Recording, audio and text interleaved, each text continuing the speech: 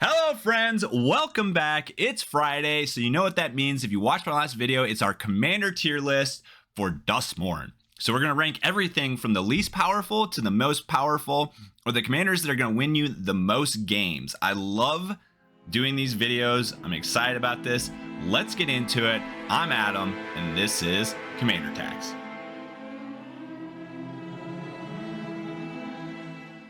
All right, let's get into our first commander today, Alac the Thrice Called. So this is 5 and 2 green pips, Insect Beast, 9/9, so a little overstated. Trample, that's good. Whenever Alac the Thrice Calls becomes the target of a spell or ability an opponent controls, draw a card.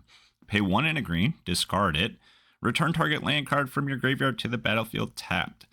So I really don't think this was designed with the commander format in mind. I really think this was a standard card. There's a card that was also printed with Duskmourn that lets you cheat it out from your deck, your hand, and your graveyard. You just got to have 3 or 4 of them in your graveyard, I believe. So it's one of those things. I think it was just the idea that you couldn't have more than one of them on the battlefield. This is just really too expensive to have in the command zone in the commander format. And being that it's mono green, it's really just not doing enough to justify, being put in the command zone. So to me, this is kind of trash tier. We're gonna put it in D. So we're gonna move from one extreme to another. Now we're talking about Aminato, the Veil Piercer. This is a 1 and Esper commander. She is a human wizard 2/4. At the beginning of your upkeep, surveil 2. Each enchantment card in your hand has Miracle. Its Miracle cost is equal to its mana cost, reduced by 4. It's a lot. So basically, every turn you're able to, and it's not just your turn, if you can draw a card on other people's turns, that first card has Miracle. So you're going to be able to play out a ton of enchantments. It's really hard to play against. And just look at EDH Rec here at some of the top cards. You have Sphere of Safety. Creatures can't attack you or planeswalkers you control unless their controller pays X for each of those creatures, where X is the number of enchantments you control, right? This is an Enchantress deck in Esper, which is just crazy good. One with the Multiverse, a crazy card. Sigil of the Empty Throne. Whenever you cast an enchantment card, create a 4/4 angel creature token with flying. Are you kidding me? Demon of Fate's Design. You're playing this stuff for basically free for just the colored mana.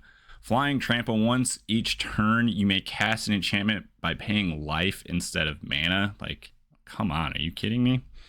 This commander is busted. Doomwake Giant. You can have a constant board wipe on the table. Wow. Anyways, this is an S tier commander. It's not even a question. Now we're going to look at one of my favorite new commanders from Duskmourn. It's Arabella, Abandoned Doll, and this is an homage to the Annabelle doll in The Conjuring, and I just love that movie.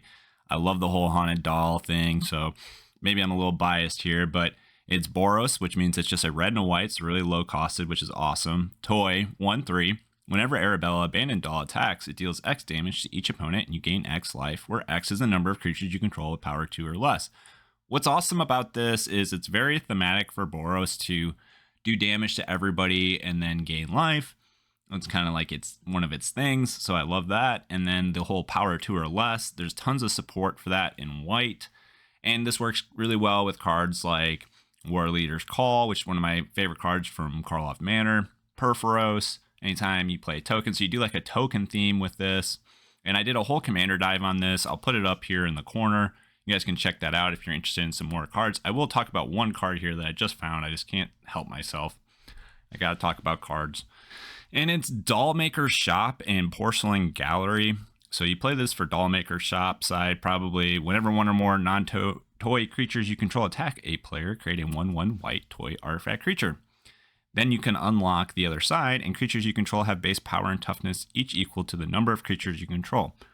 So this is a Moonshaker Cavalry kind of effect, and will just win you games. So let's say you have 6 creatures on the board and you unlock this side, everything becomes a 6/6. And then when you attack with Arabella, you're going to drain everybody for 6 and gain 6 life. So really cool card. And Arabella is just an awesome and fun commander. She's going to be an A tier. So She's not up there with S tier, but I actually think she's a lot more fun than most of these S tier commanders. But that is her. Let's move on. Talk about a commander I'm not super familiar with. I've read this card. I think it's kind of cool, but let's just talk about it. It's Keani, Corrupted Memory. It's 2 in Simic, green, blue, illusion, 2/2. As long as her power is even, you may cast non-creature spells as though they had flash. As long as Keani's power is odd, you may cast creature spells as though they had flash. Whenever you draw a card, put a 1/1 counter on Keani. So the idea here is you have a ton of card draws, so you can kind of manipulate her power and toughness to allow you to play the spells that you need to at flash speed. I think one of the things about flash, people underestimate how valuable that can be and how good it can be. The problem is Keani is going to become a target instantly, and because she's getting constantly bigger and bigger and she's allowing you to do this cool thing, so you'd have to run a ton of counter spells, and I don't know that there's enough to want to actually keep her on the board. I just don't think it's good enough in Simic. I think there's just a lot better commanders. I'd like to see someone come up with an interesting deck for this, but to me, this is a B tier commander. All right, now we're looking at an absolutely busted card. This is Kona Rescue Beastie. This is 3 and a green for a base survivor, 4/3. It's got survival. At the beginning of your second main phase, if Kona Rescue Beastie is tapped, you may put a permanent card from your hand onto the battlefield. The first card that came to mind is, I think it's Virtue of Strength. Yeah, so like you can tap your mana for 3 times the amount. Really crazy card. You just fill your deck with a whole bunch of really large statted permanents, and you get to play them for free. And you can, safely keep this guy protected with Tameo Safekeeping, Fogs, Heroic Intervention. Like, there's tons of stuff. You are limited to the green card pool, but this is just a really powerful commander. This is an S tier commander. All right, now we're talking about Marina Vendrell. So I guess there's some lore that goes with this. I don't really know what that is, so I'm not going to get into it. But this is a 5-color commander for a human warlock, 3/5. And when she enters, reveal the top 7 cards of your library. Put all enchantment cards from among them into your hand and the rest on the bottom of your library in a random order. You can then tap this to lock or unlock a door of target room you control, activate only as a sorcery. So this is a 5-color enchantment deck that has some room synergy. There are a lot of great rooms, so this is an S tier commander. Yeah, so really cool 5-color commander doing an enchantment theme in all 5 colors. Enchantment decks in white and green are super powerful, but now this gives you access to the entire color pie, and there's lots of really cool, crazy combos you can pull off, and I think this would be a lot of fun to build. Of all the 5-color commanders I've seen recently, this one I think is the most fun. So really excited to see what people come up with and the decks that get churned out with this commander. All right, you guys ready for a hot take? Now we're looking at Marvin, Murderous Mimic. So this is supposed to be like the Chucky doll, I think. It's a 2-cost colorless commander, and it reads Toy. It's a 2/2, and it has all activated abilities of creatures you control that don't have the same name as this creature. I think this is an amazing card in the 99. As a commander, I kind of think he's trash. Yeah, I know, it's a hot take. He's going to be a C tier. I think he's probably right above trash, but it's one of those things, like being in colorless, you're not going to have a lot of options to protect him. People are going to focus him down, and they're not going to want you to basically pull off that combo. I think it's one of those things like you play this as a commander and everyone knows what you're going to be trying to do. And to be honest, I don't think it's that strong. I think any one of my commander decks would smoke this guy. I just don't think it's that good as a commander. So this would be awesome in my Agatha deck. I already have Agatha's Cauldron. I throw this in, and then I can get another basically Cauldron kind of effect. And, Bristly Bill, Marvin would have Bristly Bill's ability to double counters. So really cool card, but not a good commander in my opinion. All right, now we're talking about Nashi Searcher in the Dark. This is a Dimir commander. It's just 1 blue and a black for a 2/2 Rat Ninja Wizard. This guy is really interesting because this is something different that you don't usually see in Dimir. It's an enchantment and legends theme. And on top of that, It's not mill, and it's not, all the nastiness that Dimir normally does. And he's just a value commander. Like, he's just a value engine in the command zone. It says Menace. Whenever Nashi deals combat damage to a player, you mill that many cards. You may put any number of legends and or enchantment cards from among them into your hand. If you put no cards into your hand this way, put a 1/1 counter on Nashi. Really cool commander. I actually did a commander dive on this one. It's not been a very popular video, but I'm going to still stick it up here. And I actually think he is a B level commander. I think there's a lot of interesting and fun legends that you can play with him. And you basically, the idea is you try to use rituals and black market and stuff like that to get big mana, and then you use him as an engine to keep refilling your hand and just play out a whole bunch of stuff and hope that you can overwhelm your opponents. A fun commander and a different way to play Dimir, but overall probably a lot better stuff out there in Dimir, and not something that is going to win you a ton of games. All right, now we're talking about another one of my new favorite commanders from Duskmourn. This is Nico, Light of Hope, 2, a white and a blue. And this actually might be my favorite Azorius commander of all time. I just love this card. It's a human wizard, 3/4. When Nico enters, create 2 shard tokens. What are shards? Well, they're enchantments that have pay 2, sack it, scry 1, then draw a card. You can then pay 2, tap him, exile target non-legendary creature you control. Shards you control become copies of it until the beginning of the next end step. Return to the battlefield under its owner's control at the beginning of the next end step. Most people are playing this just as a blink commander. Like, they just use it to blink out a creature and that's it. Me, I'm blinking Nico himself. It's still a blink theme, but I blink him to create even more shards so that when you then tap him and pay 2, you get to exile something really cool, like Woolly Razorback was a really cool card that I found, and several others. So I have a whole commander dive on this. I'll throw it up here again in the corner. Really check that out. That's an awesome video. It's an awesome commander, and one that is actually pretty strong. I actually put him up here in A tier. He actually may even be an S tier. He may be a B tier. He's really hard to pin down exactly how good he is. I can't wait to build this. And maybe I'll do a future video letting you guys know what I really think as far as power level goes. But overall, just a really cool commander, and one that I'm really excited about. Now we're talking about Norin Swift Survivalist. This is 1 red pip for a human coward, great creature type, 2/1, can't block, and whenever a creature you control becomes blocked, you may exile it. You may play that card from exile this turn. So this is an iteration on Norin the Wary, who is a commander for a lot of chaos decks. This, I don't know that people really know what to do with this. I think it's an exile deck, and basically you play a lot of low-costed creatures so that when they're blocked, you can exile them and play them, and then you have a lot of bigger creatures and payoff effects for playing those creatures from exile. So I like that idea. I actually have a deck. It's Loot, the Key of Everything, that I really have talked a lot about, but not really done any videos on because I'm still working on it. But it kind of does a similar thing, but it has 3 colors. Being that you're only in red here, it really limits what you can do in the cards that give you kind of payoffs for this. And it's just not a very well supported archetype yet. So I'm actually going to put it as a C level commander. Now we have Renma, the Creaking Nest. This is a Golgari commander. It's 3 black-green for a Scarecrow that's a 5/5 with Menace Reach. It's a little expensive, but a well-statted creature, good keywords, and it says, when it enters and whenever you play a card with 2 or more card types, each player creates a tap 2/2 black bird creature token flying. The tokens are goated for the rest of the game.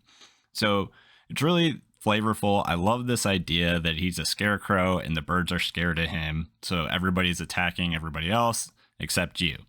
And I think you can try and play into this as much as possible. There's not a ton of support where you have a lot of cards that have more than one type, especially when it comes to creatures. With creatures, you're talking about enchantment creatures and artifact creatures. I think if I was going to build this deck, I'd actually lean into artifact creatures, and I would lean into black ones. So there's not a lot of green ones, and there's not a lot of Golgari ones, but there are several for black. And with Warhammer 40k, there's a lot of cool black artifact creatures, and I think that's what I would try to fill this deck with. I think it'd be a lot of fun. I would not do a colorless artifact creature deck because there's just better commanders for that. I think this would overall though, and there's several cards like Bad Moon is one. It gives all black creatures +1/+1. So all those birds are now 3/3s. Like there's cool things you can do like that to make this even more fun and different. And I'd really love to do a commander dive on this. I think maybe in a couple weeks I'll try that. I think next week we're doing the Master of Keys. If we haven't talked about that yet, but if you would rather see Renma next week, let me know in the comments and I can possibly do that one instead. But anyway, like I said, just a really cool card. I think this has potential to move up. It just, right now, there's just not a ton of support. So that's where it falls. Okay, let's look at Rip, Spawn Hunter. 2 in Selesnya. So the Selesnya commander, human survivor, 4/4. It's got survival at the beginning of your second main phase. If Rip is tapped, reveal the top X cards of your library where X is its power. Put any number of creatures and or vehicle cards with different powers from among them into your hand. Put the rest on the bottom of your library in a random order. So this is just kind of a value commander. I don't think it's nearly as interesting as Nashi. We see a lot of vehicle stuff. I don't know. I don't think vehicles are super strong personally. I think if you're going to do a vehicle deck, you're better off going with, I think it's Kenway in Assassin's Creed. And so this, I don't know. And Selesnya having a value engine is not nearly as good as I feel like it is in Dimir. I'm actually going to put this guy as a level C here. So I like their survival theme and I love the art on this card. I just think there's a lot better stuff. I don't think this would be, I think it's kind of a dull, kind of a boring archetype for Selesnya. Now we're looking at the Jolly Balloon Man.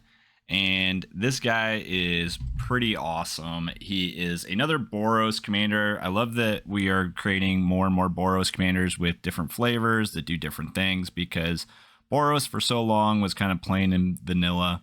He's 1 red, white for a human clown, 1/4 with haste. Gives me kind of it vibes. But you can pay 1, tap him to create a token that's a copy of another target creature you control, except it's a 1/1 red balloon in addition to its other colors and types, and it has flying and haste.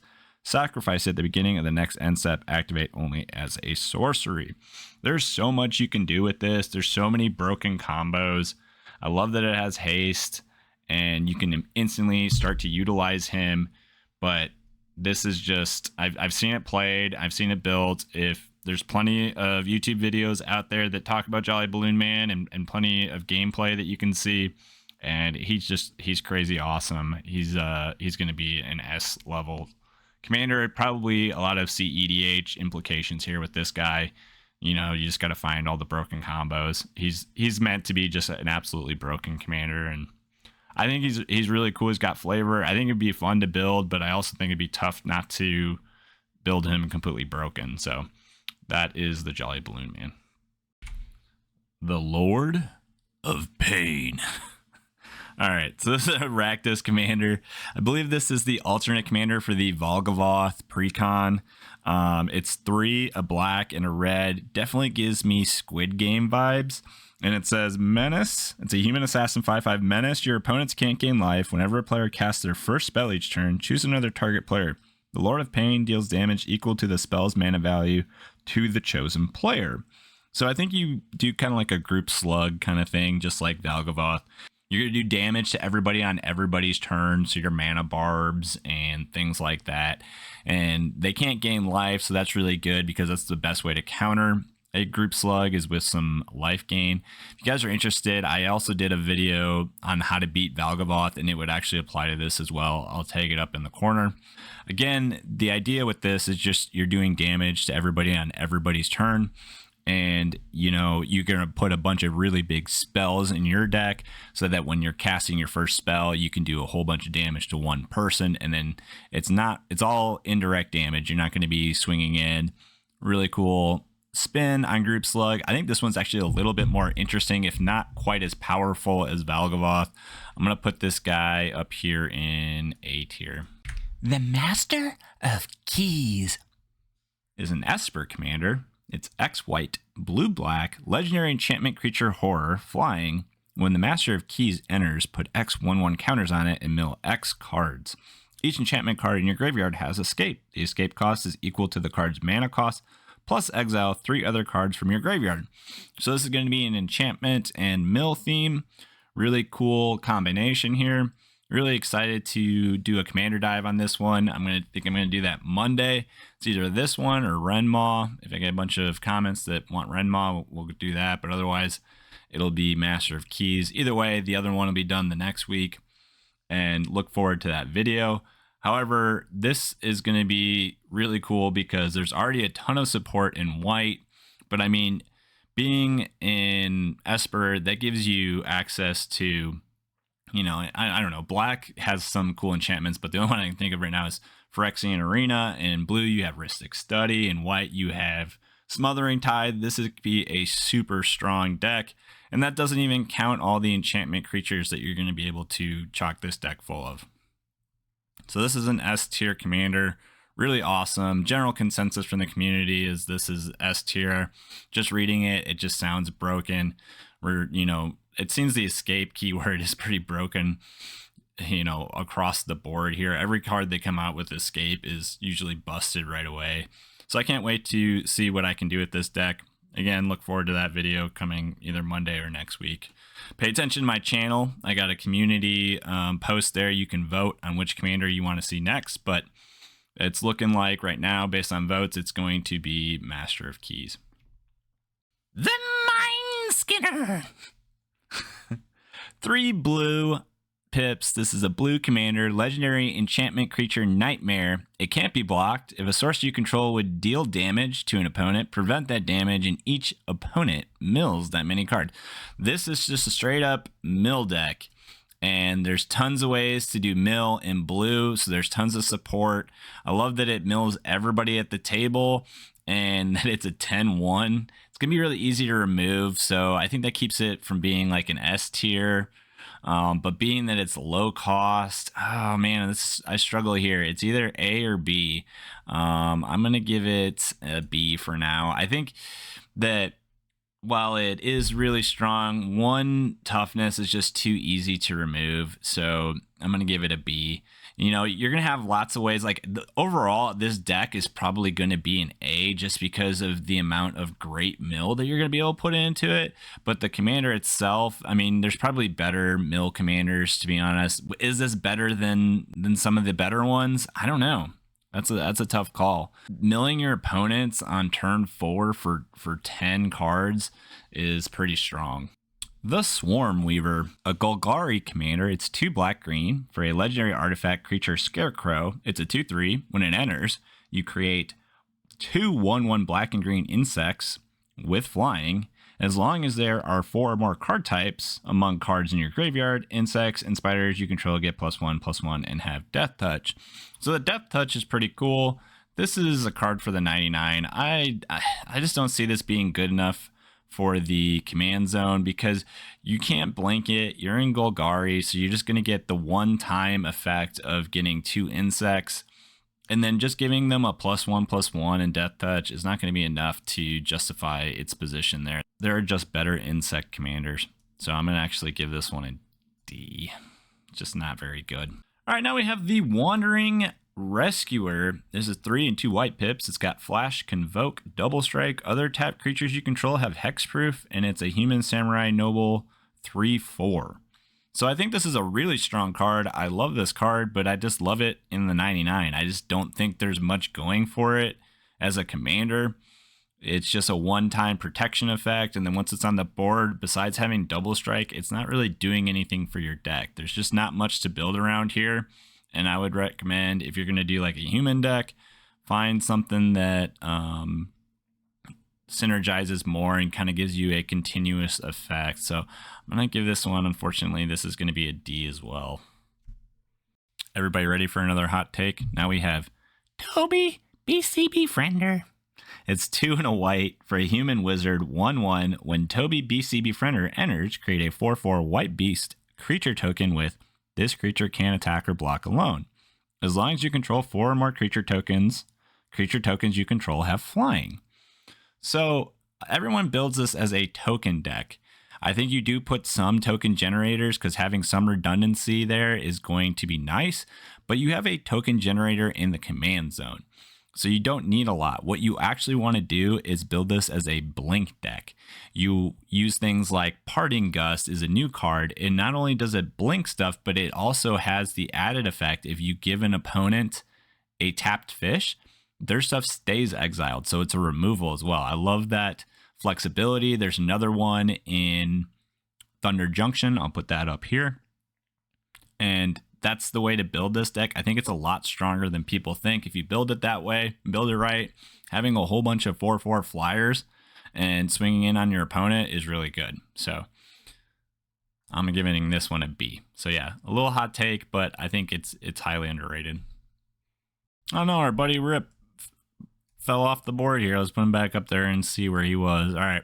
Now we have Tyar the Pumer. This is 1 and 2 green pips, so low cost creature. Love that. Elf Warrior, 3/3. Not the best stats. Tap another untapped creature you control. It gains indestructible until end of turn. Tap it. That's a lot stronger than I really thought. I played this in Arena, and having that ability on here really protects him and gives him a lot of sticking ability. And then you can do 3 and 2 green pips. Creatures you control get +X until end of turn, where X is the greatest power among creatures you control. Well, what's great too is you could actually do this more than once. It doesn't say just once, so you could triple your creature's power and toughness, and you do a counter theme with him, and this can be really strong. This is a really strong green counter theme. I think also could be an elf deck. There's tons of elves out there, and they're pretty busted, so you could bust this card pretty easy as well. Love this card, and that's Tyar. Valgavoth, Horror of Souls. Rakdos Commander, 2 black, red, flying ward, pay 2 life. Whenever an opponent loses life for the first time during each of their turns, put a 1/1 counter on Valgavoth, Horror of Souls, and draw a card. This is Group Slug at its best. This gives me Voldemort vibes. I don't know why. Maybe it's the V, but anyways, Harry Potter fan, can't help myself. You're going to basically do mana barbs, different things like that. And basically your opponents are going to be taking damage on their turns, and you're going to make this bigger and bigger and drawing a whole bunch of cards. This is a really great commander. I love that this pairs really well with Sheoldred the Apocalypse. So these two are made for each other. And I think this is an S tier commander. I did do a video on how to beat this guy. So if you're interested in that, again, I'll pin it at the top. A little card there. Go ahead and click that. But otherwise, Valgavoth, Horror of Souls is a really cool commander. Now we have Valgavoth, Terror Eater. This is 6 and 3 black pips. Super expensive for a commander. This is a 9/9 flying lifelink. It's got ward. Sack 3 non-land permanents. That's its ward cost. If a card you didn't control would be put into an opponent's graveyard from anywhere, exile it instead. During your turn, you may play exiled cards with Valgavoth. If you cast a spell this way, pay life equal to its mana value rather than pay its mana cost. So I did a commander dive on this. However, I did it as a demon deck, which is a really cool way to build this. But I think a lot of people kind of lean into more of the idea playing it just one time, and then if it gets killed, just having a whole bunch of recursion to bring it back, and playing around the commander primarily because it's got that amazing ward cost. Really hard to deal with unless you have a board wipe. And then if you have some recursion, man, you just bring that right back out. This is a crazy cool card. It does keep it from being an S tier because it does cost 9, and a 9 cost commander is just not going to be something that most people are going to want to play in a competitive environment. So I'm actually leaning, this is going to be another B tier commander. I don't know, actually. That's tough. I'm leaning A. I'm gonna move him to A. So this is an A tier for me, and maybe I'm biased. I really love the demon deck and the way that I have it built. You know, you really can play this commander. Black's got lots of rituals and lots of ways to get a ton of black mana. So I'm gonna put him in an A tier. So check that video out if you guys are curious, but that's Valgavoth, Terror Eater. Moving on, we have Victor Valgavoth Celestial. 1 and a white black Orzhov commander, human warlock, 3/3. And it's got the eerie keyword, which is whenever an enchantment you control enters and whenever you fully unlock a room, surveil 2 if this is the first time. If it's the second time, each opponent discards a card. If it's the third time, put a creature card from your graveyard on the battlefield under your control. I love the recursion part of this. I love having a recursion piece in the command zone. And I love that it's in Orzhov, so a recursion deck in Orzhov. But this is a mean commander because you have that discard a card. So you're going to try and do this every turn, which means every turn someone's going to discard a card. So this is easily an A-level commander for me just because discarding cards is really powerful. And then, continually being able to play stuff from your graveyard. Like you could put, Valgavoth Terror Eater in this and then you put it in the graveyard and now you get to bring it back. So really cool commander and one that's a little salty, but that's Victor. Now we have the pre-con front-facing card, Winter. Cynical Opportunist is a Golgari commander. It's 2, a green and a black. Human Warlock, 2/5. So good toughness, death touch. Really cool. He has, whenever he attacks, mill 3 cards, and then he has Delirium. At the beginning of your end step, you may exile any number of cards from your graveyard with 4 or more card types among them. If you do, put a permanent card from among them onto the battlefield with a finality counter on it. Love this because, again, recursion in the command zone. And in Golgari, you can really make use of that. And it doesn't just say creature. I love that it's a permanent card. Most of the time when you have recursion, it's going to be a creature. So being that you can bring back enchantments and artifacts is really powerful here. And the fact that he mills himself to allow him to, ensure that he fulfills the delirium, requirement is really good. And then, just a really strong commander. If I didn't already have a Golgari deck, and maybe I could use this as the commander, but it's not built around, card types. So there's lots of card types, and, this would be a fun deck to build. I really love this. I think they did a great job with this pre-con. It seems like it's a lot of fun. And yeah, Winter he's probably another A commander. All right, now we have Winter, Misanthropic Guide. This is a Jund commander. It's 1 black, red, green, human warlock, 3/4. It's got ward 2, so hard to remove. Beginning of your upkeep, each player draws 2 cards. So everyone's going to draw, and then as long as there are 4 more card types among cards in your graveyard, each opponent's maximum hand size is equal to the 7 minus the number of those card types. Basically, you're going to have a whole bunch of types in your graveyard where their hand size is going to be like 2. So this is really spicy and really mean, but they do get to draw 2 additional cards. You could go a lot of different ways with this. This is a really fun and unique commander, and I think also it's really strong. I don't know. I'm going to put him with the other winner. I think they both sit there in the A tier. All right, 2 commanders left, and they're both named Zamone. Now, the first one is All Questioning. This is a Simic commander for 1 green, blue, human wizard, 1/1. At the beginning of your end step, if a land entered the battlefield under your control this turn and you control a prime number of lands, create Primo, the Indivisible, a legendary 0/0 green and blue fractal creature token, then put that many 1/1 counters on it. So there's only so much control over how many lands you have. So, I guess you can control it enough to make sure you get a fractal out every turn, but I don't really like the consistency here, and I think there's just better landfall commanders. I don't think you're getting enough. Just getting a creature is not going to be enough. And 2, it's also a 1/1, which makes it really easy to remove. So I'm going to put that as a C. All right, for the last commander here, we have Zamone, Mystery Unraveler. This is another Simic commander, 2 green, blue, human wizard, 3/3. Landfall. Whenever a land you control enters, manifest dread if this is the first time this ability has resolved this turn. Otherwise, you may put a permanent you control face up. I love this. There are so many different ways to have face down cards now. You have Cloak, you have Dread, you have any number of others. I just can't think of all the names for them right now, but being able to flip them over for free, I love this. I think it's really cool. I think this could even be an A. I'm going to give it a B.